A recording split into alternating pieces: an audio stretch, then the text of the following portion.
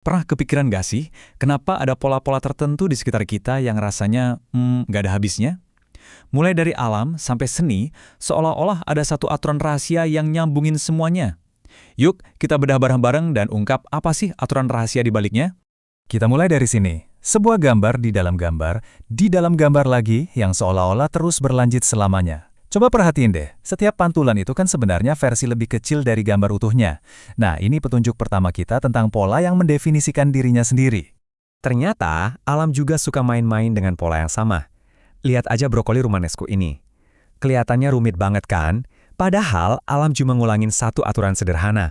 Lagi dan lagi di skala yang makin kecil. Keren ya? Dan tentunya, siapa yang nggak kenal cangkang Nautilus yang ikonik ini? Pola tumbuhnya itu, wah, sempurna banget. Setiap bagian barunya itu kayak replika yang lebih besar dari bagian sebelumnya. Sekali lagi, kita lihat objek yang bagian-bagian kecilnya mirip sama bentuk utuhnya.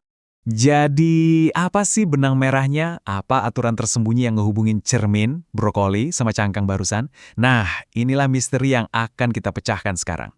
Oke, untuk bisa ngebongkar rahasianya, kita perlu bahasa yang pas dulu nih. Bahasa yang dipakai para ahli matematika buat ngejelasin pola. Ini langkah pertama kita. Konsep dasarnya itu namanya deretan. Gampangnya, anggap aja ini kayak resep, daftar instruksi yang berurutan.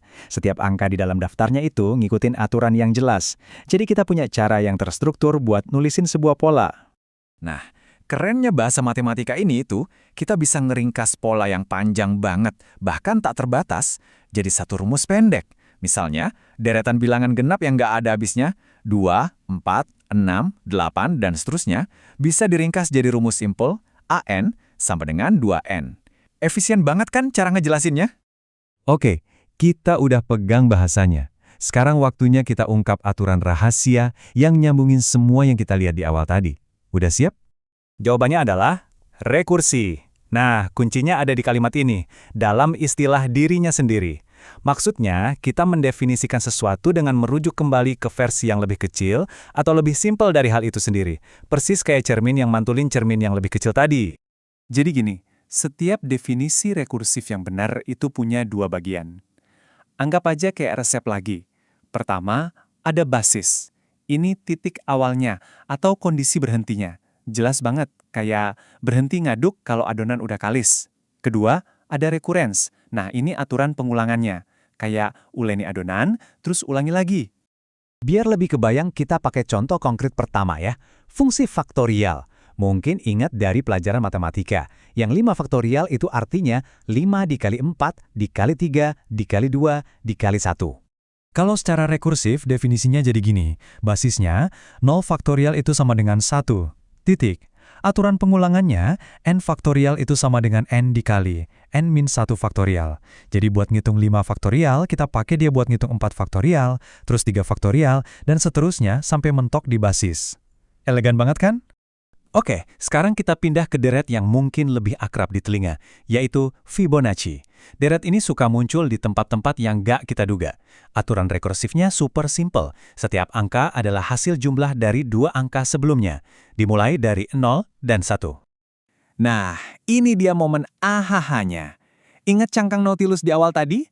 Ternyata, pola spiralnya yang super indah itu diatur sama deret Fibonacci. Ini contoh sempurna gimana sebuah aturan rekursif yang abstrak bisa menciptakan keindahan yang nyata di alam semesta. Rekursi itu bukan cuma buat main-main di matematika loh. Ini adalah alat yang sangat ampuh buat mecahin masalah di dunia nyata. Yuk kita lihat gimana aturan ini bekerja dalam kehidupan kita sehari-hari. Pernah nggak sih kamu penasaran gimana Bang ngitung bunga majemuk? Nah, ini tuh contoh sempurna dari rekursi dalam kehidupan sehari-hari.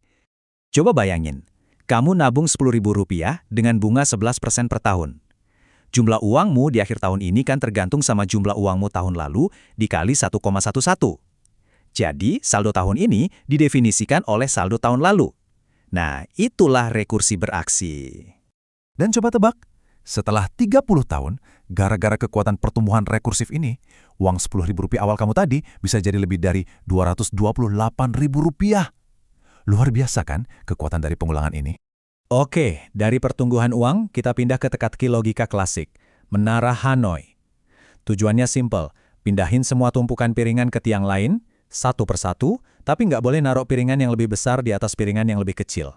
Kalau tumpukannya tinggi, mecahin teka-teki ini rasanya mustahil. Tapi, solusinya jadi luar biasa elegan kalau kita mikirnya rekursif. Gini, untuk mindahin tumpukan N piringan, kita cuma perlu tahu cara mindahin tumpukan yang lebih kecil, yaitu N-1 piringan.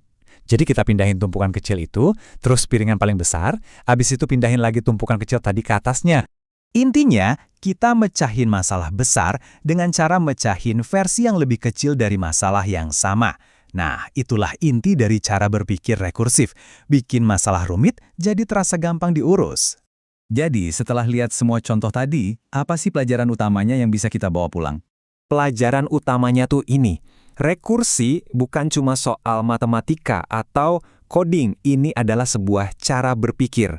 Ini tentang menyadari bahwa banyak hal yang kelihatannya kompleks, dari pohon pakis sampai cara kerja komputer, sebenarnya dibangun dari pengulangan aturan yang super sederhana.